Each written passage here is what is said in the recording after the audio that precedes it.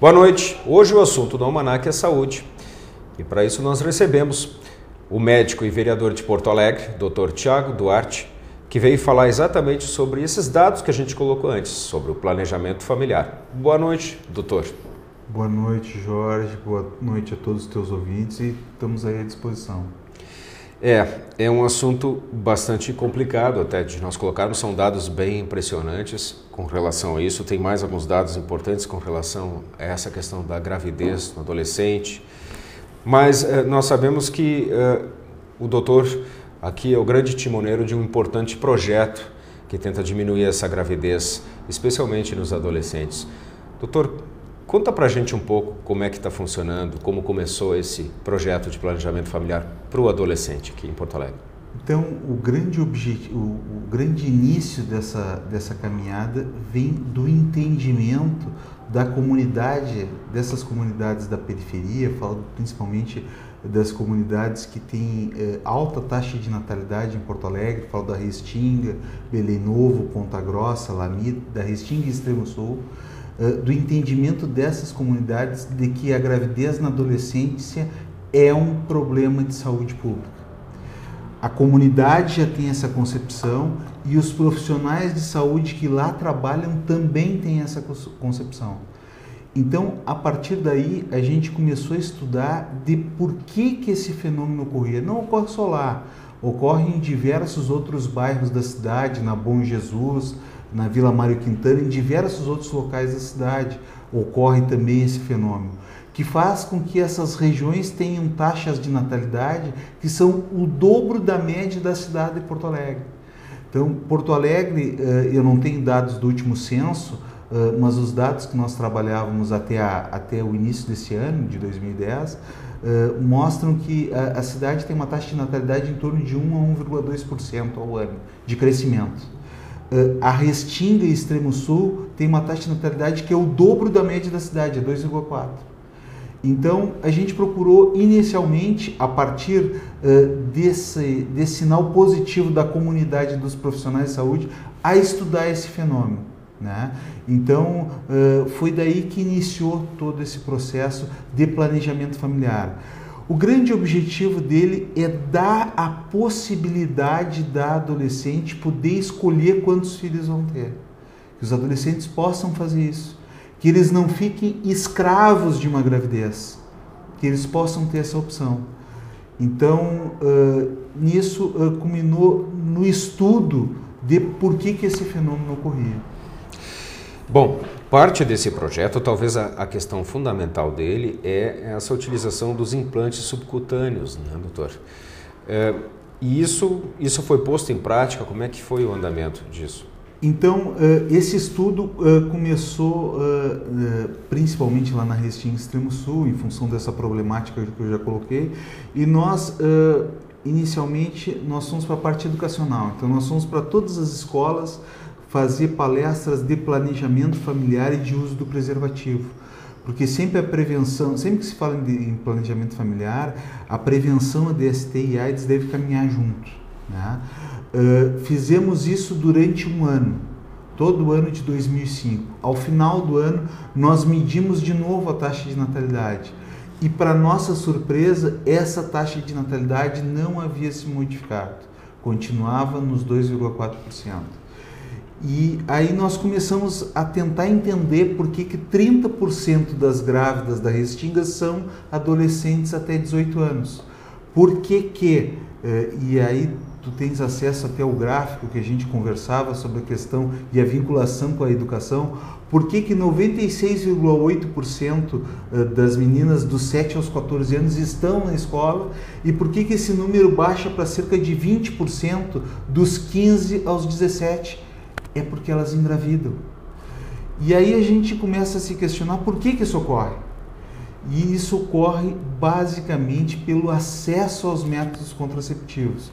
E por esses métodos que estão disponíveis a elas nas unidades de saúde da região, não são eficazes para essa faixa etária.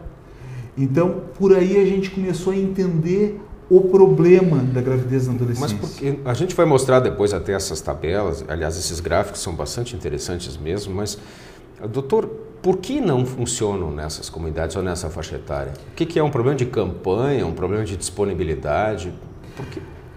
O anticoncepcional, cada um tem a sua peculiaridade. O anticoncepcional oral, que é aquele comprimido tomado todo dia, basicamente a adolescente muitas vezes esquece e ela assume um perfil de risco, ou seja, ela acha que não vai acontecer com ela, acha que não vai dar nada, como a gíria do pessoal, não vai dar nada, doutor, acaba dando, né? É aquilo que vai acontecer só com o vizinho. Os injetáveis, aqueles de 1 mês e de 3 meses, a gente observa uma grande dificuldade de se ter disponível na unidade de saúde. E muitas vezes, para essa nossa população que vive na periferia da cidade, se não tem disponível na unidade de saúde, ela não tem como comprar. Então, a partir desta constatação e da falha que existe no uso do preservativo, não só falha de não usar, muitas vezes usa, mas usa e acaba furando o preservativo. Ele tem já esse cálculo no seu próprio bojo estatístico de eficácia e efetividade, existe isso, né? Então, a partir disso, a gente foi procurar o que se tem de mais efetivo e eficaz para evitar a gravidez e que pudesse ser utilizado por essa população. E isso culminou com uma grande simbiose, com uma grande convergência que houve com o grupo Gerdau, que acabou comprando esses implantes e doando para o município. A gente costuma dizer que efetivamente o grupo Gerdau fez mais uma vez o que é certo, né? Que é dar o remédio para o setor público, né? É melhor do que dar até em recurso financeiro, porque o remédio a gente sabe o destino que vai ter. E a partir dessa mobilização que houve, não houve só na Restinga, mas principalmente lá, porque os profissionais já entendiam isso como um problema de saúde pública, se começou a colocar os implantes. Foram 2.500 colocados em toda a cidade, o pessoal pode dar uma olhada nos gráficos, né?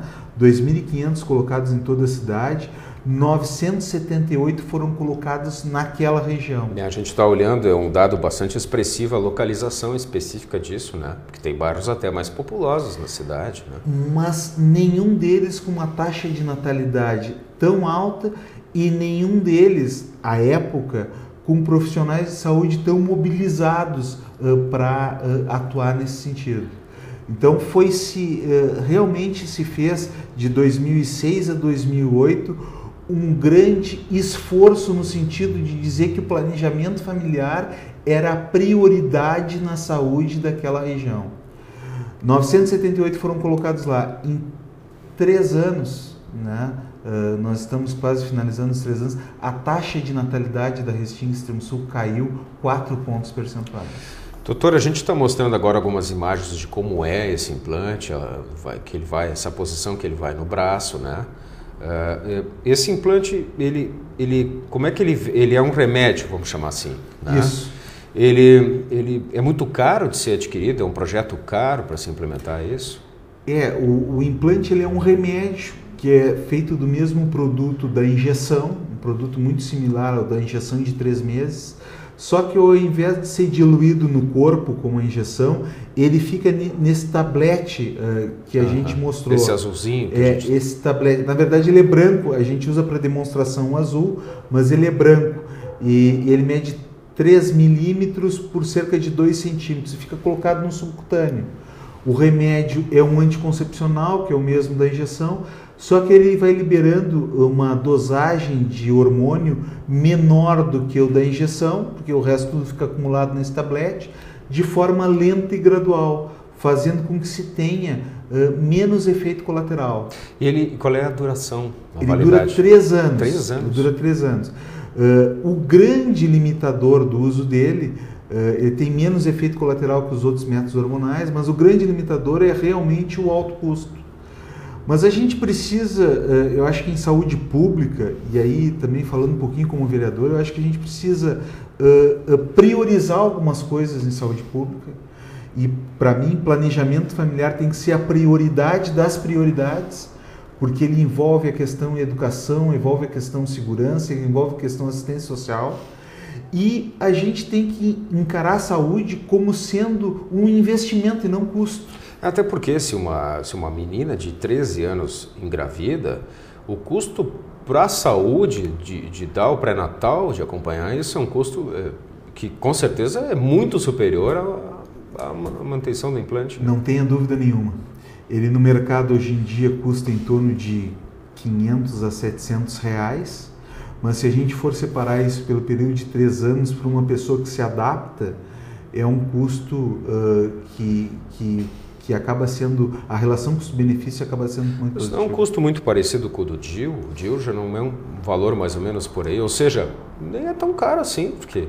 O DIU com hormônio é esse valor, sem dúvida nenhuma. E é importante que a gente entenda também os outros custos, esses custos que a gente está falando de segurança, esses custos de assistência social, de educação. Eu tive no Hospital Presidente Vargas uma situação que me marcou muito. Uma paciente até deve estar nos assistindo, a Thaís. Eu estou no Hospital Presidente Vargas, na maternidade, né? E daqui a pouco eu olho para os leitos, para as pacientes, vou iniciar o meu plantão e tem uma paciente fazendo assim com o braço, mostrando o braço. Aí eu digo para a enfermeira, olha, eu acho que ela está querendo falar contigo. Aí a enfermeira disse, não, doutor, é com o senhor. Aí cheguei perto, ela disse, doutor, o negócio é o seguinte, ela estava acompanhando a moça que estava ganhando neném. Aí ela me disse o seguinte, olha doutor, está vencendo o meu implante, o senhor vê, eu sou 1 ano mais velha que essa minha irmã que está ganhando neném. E quando nós fomos para colocar o implante, nós fomos da Restinga, ela não pôde colocar, porque ela estava grávida. E nós queríamos saber se realmente vai ter como colocar novamente, até porque o meu está vencendo. Eu digo, olha, tem um problema cronológico aqui. O que, doutor? Não, se o teu está vencendo, é sinal que faz 3 anos, né, que tu está com ele. E a tua irmã ainda está grávida, então ela não estava grávida. Não, doutor, ela está grávida, sim, vai ganhar hoje o neném com o senhor. Mas é que ela está grávida do 2º filho. Então, e aí ela voltou para a revisão, essa moça. Voltou, foi orientada, foi para usar injeção, tudo. E aí voltou em 45 dias, depois voltou em 90 dias. Quando ela voltou em 90 dias, ela me disse, olha, eu estou com enjoo, estou nauseada, a mesma que tinha ganho neném. E aí eu solicitei o exame de novo, estava grávida. É a terceira vez. Só que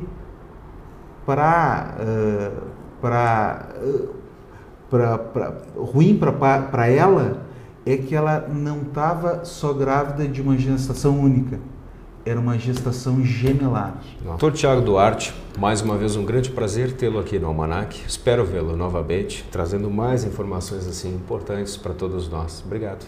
Fico à disposição, agradeço muito a atenção de vocês, da tua produção, e também fico à disposição do teu telespectador para dúvidas, através do nosso site, do nosso e-mail, e à disposição de palestras nas escolas, em qualquer local, empresas, o que a gente tem feito bastante. Ok, muito obrigado.